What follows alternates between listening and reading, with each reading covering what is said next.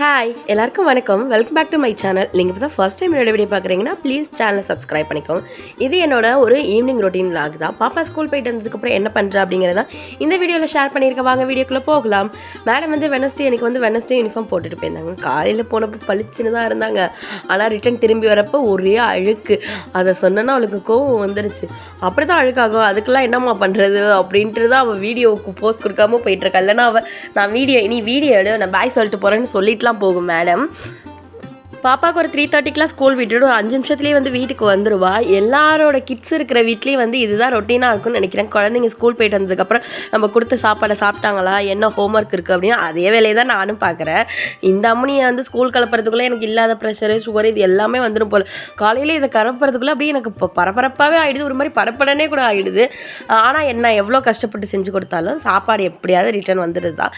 பாப்பாவுக்கு வந்து நீங்கள் ஸ்நாக்ஸ்க்கு வந்து கடலை மிட்டாயும் மாம்பழமும் வச்சு கொடுத்தேன்.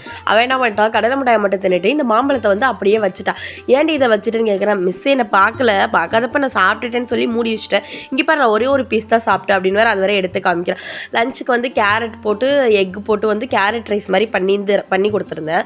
அதில் ஏதோ கொஞ்சம் சாப்பிட்ருக்கா போல், பரவாயில்ல ஏதோ இதையாவது சாப்பிட்டா. ஒவ்வொரு நேரம் சுத்தமாக சாப்பிடாமலாம் வருவாள். ஃபஸ்ட்டே ஸ்கூல் போனப்போ சுத்தமாக சாப்பிடவே இல்லை.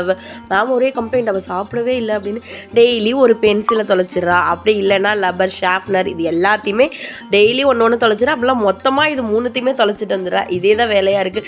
ஏண்டி ஒரு பண்டலாடி வாங்கி வைக்க முடியும் நீ படிக்கிற எல்கேஜிக்கு அப்படின்னா, அதை விட உனக்கு என்ன வேறு அப்படின்னு வேற கேட்பா. இவ பெல்ட் மேடம்க்கு வந்து இடுப்புலேயே நிற்க மாட்டேங்குது. சதா இருந்தால் தானே நிற்கும், அப்புறம் எப்படி நிற்கும். அதனால் அதை கழட்டி மேம் ஸ்கூல் பேக்கில் போட்டு தான் கொடுக்குறாங்க. அப்புறம் ஹோம்ஒர்க் என்ன இருக்குது அப்படின்லாம் செக் பண்ணிவிட்டு ஒரு 6 o'clock மேலே தான் ஹோம்ஒர்க் எழுதலாம் வந்து ஸ்டார்ட் பண்ணும். ஏன்னா வந்தோடனே ஹோம்ஒர்க் எழுதுனா அவளே கடுப்பாயிடுவா. போமா என்ன நீ நோய்ங்கிற அப்படின்னு. ஏன்னா அப்படி பண்ணக்கூடிய ஆள் தான் என் பொண்ணு. அதனால் வந்து கொஞ்சம் நேரம் அவளுக்கு வந்து ரிலாக்ஸ்லாம் பண்ணிவிட்டு ட்ரெஸ் எல்லாம் மாற்றி விட்டுட்டு என்ன ஸ்நாக்ஸ் ஏதாவது கேட்பா, அதை கொடுத்து விட்டுட்டு கொஞ்சம் நேரம் விளையாண்டுட்டு இருப்பாள் என் கூட. அதுக்கப்புறம் நான் வந்து என்னோடய ஈவினிங் ரொட்டீன் வந்து பார்க்க ஆரம்பிச்சிருவேன். பாத்திரம் வந்து நைட்டு விளக்கி வச்சுட்டு போகிறது, திருப்பி காலையில் நம்ம குக் பண்ணுறோம்ல அது எல்லாமே சேர்ந்துருக்கும். அது எல்லாத்தையுமே ஒரு வழியாக ஈவினிங் விளக்கி சும்மா ஓயாமலாம் விளக்கிக்கிட்டே இருக்க மாட்டேன். ஒரு வழியாக போட்டுட்டு ஒன்றா விளக்கிட்டோம்னா எனக்கும் வேலை முடிஞ்சிட்டு வீட்டில் வந்து கொஞ்சம் நிறைய மாம்பழம் இருந்துச்சு. ஓகே அது வேஸ்ட்டாக போயிடுமே அப்படிங்கிறதுக்காக மேங்கோ புட்டிங் அப்படின்னு சொல்லி தான் நான் யூடியூப்பில் பார்த்தேன். அதை ஓகே ட்ரை பண்ணுவோம் அப்படின்னு சொல்லிட்டு தான் வந்து ட்ரை பண்ணது. இது வந்து செந்தூரா, இது வந்து நல்ல கலராக இருந்துச்சு. இன்னொன்று வந்து பங்கனப்பள்ளியே என்னமோ சொல்லுவாங்க, எனக்கு தெரியல அதோட பேரெலாம் என்னென்னு. அதெல்லாம் எங்கள் வீட்டுக்காருக்கு தான் தெரியும். இது மேங்கோ ஃப்ளஷ் எல்லாத்தையுமே எடுத்து அதில் வந்து எவ்வளோ மேங்கோ எடுத்துருக்கோன்னா அதுக்கு ஈக்குவலாக வந்து சுகர் போட்டுட்டு காய்ச்சி ஆற வச்ச பால் இது எல்லாத்தையுமே போட்டுட்டு வந்து மிக்சியில் வந்து நல்லா அடிச்சுக்கணும். அது மாதிரி தான் நானுமே பண்ணிகிட்டு இருந்தேன். இந்த மாம்பழம் வந்து சும்மா கொடுத்தா பாப்பா சாப்பிட முடியாது. மோஸ்ட்லி வந்து நாங்கள் வந்து மாம்பழம் சாப்பிட்ருவோம். பட் நிறையா இருந்துச்சு, டிஃப்ரெண்ட்டாக ட்ரை பண்ணி பார்ப்போம் அப்படின்னு நினச்சி தான் வந்து ட்ரை பண்ணேன். பட் இந்த ரெசிபி வந்து நான் எதிர்பார்த்த அளவுக்கு வந்துச்சோ வரலையோ, பட் எங்களுக்கு வந்து அந்த டேஸ்ட் பிடிக்கல. அதுக்கு மாம்பழமாகவே சாப்பிட்ருக்கலாம் அப்படின்னு தான் வந்து எனக்கு வந்து தோணுச்சு. இதோட ஃப்ளஷ் எல்லாத்தையுமே வந்து எடுத்துக்கிறேன். 2 மாம்பழமே வந்து நல்ல டேஸ்ட்டாக இருந்துச்சு. நல்ல மாம்பழத்தை அப்படியே வச்சுருந்துருக்கலாம், இதுக்கு பருத்தி முட்டை குடோவில் இருந்திருக்கலாங்கிற கதை தான் ஆயிடுச்சு. கடைசியில் செஞ்சு பார்த்து நான் நினச்சேன் ஒரு மாதிரி ஜல்லி டேஸ்ட்டுக்கு இது இருக்கும் அப்படின்னு. பட் வந்து இந்த கார்ன்ஃப்ளவரோட ஃப்ளேவர் வந்து இதில் தெரியுது. என் பொண்ணுக்கு சும்மாவே நல்லா செஞ்சு கொடுத்தாலே பிடிக்காது. இது ஏனா தானேன்னு செஞ்சோன்னா சுத்தமாக அவளுக்கு வந்து பிடிக்கவே இல்லை. அதுக்கு வெறும் மேங்கோ ஜூஸாக போட்டு குடிச்சிருந்தா கூட ரொம்ப நல்லா இருந்திருக்குன்னு தான் நினைக்கிறேன். சில பேருக்கு இந்த டேஸ்ட் வந்து பிடிக்குது. பட் எங்கள் ஃபேமிலிக்கு வந்து இதெல்லாம் ஒத்து வராது. இதுங்க வந்து ஒரு பக்கா சவுத் இந்தியன் ஃபேமிலி. அதாவது ட்ரெடிஷ்னலாக இவங்களுக்கு வந்து புளிக்குழம்பு, மீன் குழம்பு, கறி குழம்பு, சாம்பார் இதுதான் பிடிக்கும் இந்த ஃபேமிலிக்கு. டிஃப்ரெண்ட்டாக ட்ரை பண்ணாலும் அதெல்லாம் சுத்தமாக பிடிக்காது. நம்மளே அப்டேட் ஆகவே விடாதுங்க இந்த பக்கிகை. அதுதான் உண்மை. என்ன சமையல் அப்படின்னு கேட்டால் இன்றைக்கி பேசினா புளிக்குழம்பு வச்சிரியா, இல்லைன்னா மீன் வாங்கிட்டாரு மீன் குழம்பு வச்சிரியா, இதை தான் சொல்லுவாங்க. இதோட இன்னும் கூத்து என்னென்னா எங்கள் வீட்டில் பிரியாணி நிறைய பேருக்கு பிடிக்காது. என்னடா வேர்ல்டு ஃபேமஸ் பிரியாணிங்க நீங்கள் பிடிக்கலங்கிறீங்க, அப்படி தான் இருக்கும். நான்லாம் பிரியாணி 3 வேளையும் கொடுத்தாலும் பேசாமல் சாப்பிடுவேன். ஆனால் எங்கள் வீட்டு மக்கள் என்னன்னா பிரியாணியை பார்த்தாலே என்னமோ விஷத்தை பார்த்த மாதிரி ஃபீல் பண்ணும். என்னைக்காவது ஒரு நாள் ஆசைக்காக சாப்பிடுவாங்க. பட் அவங்க வந்து விரும்பி எல்லாம் வந்து பிரியாணி சாப்பிட்ற ஆள்லாம் கிடையாது. அவங்களுக்கு எல்லாத்துக்கும் வந்து ரைஸு, சாம்பார், கூட்டு, பொரியல், ரசம் இது மாதிரி கேட்பாங்க. அதையும் வந்து இந்த குடும்பம் ஒழுங்கா தின்னாது. மொத்தத்தில இந்த குடும்பம் வந்து சாப்பிட்றதுக்கே லாய்க்கு இல்லாத குடும்பம்னு தான் நான் சொல்லுவேன். எங்க அம்மா வீட்லலாம் நாங்கலாம் கூட நல்லா குக் பண்ணி சாப்பிடுவோம்.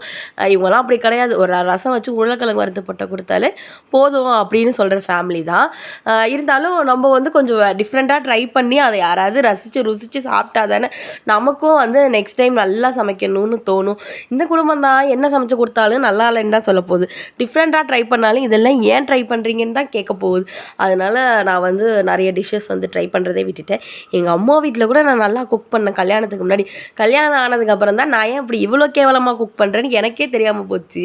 என் தம்பி சொல்லுவான், "நீ நல்லா தானே ஐக்லா சமைப்ப. ஏன் இப்பலாம் நல்லா சமைக்க மாட்டேங்கிற?" அப்படின்னா, "ஆமாண்டா சமையல ருசிக்கிறதுக்கு நாக்கே இல்ல. நாக்கு இருந்தா தானே நல்லா சமைச்சு போட முடியும்."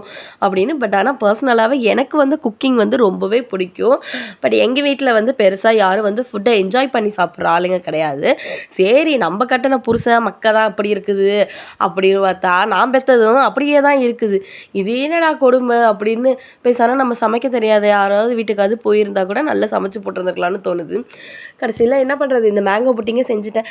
அந்த ஆற வச்ச பாலில் வந்து கார்ன்ஃப்ளவரை கலக்கி அதில் ஊற்றி கிண்டி அதுக்கப்புறம் அதை வந்து கேஸில் ஊற்றி தட்டி நல்லா ஆறுனதுக்கப்புறம் 2 ஹவர்ஸ் வந்து ஃப்ரிட்ஜில் வச்சுருந்தா இந்த புட்டிங் வந்து ரெடி. பட் டேஸ்ட் வைஸ் எனக்கு வந்து சுத்தமாகவே பிடிக்கல, அதுதான் உண்மை.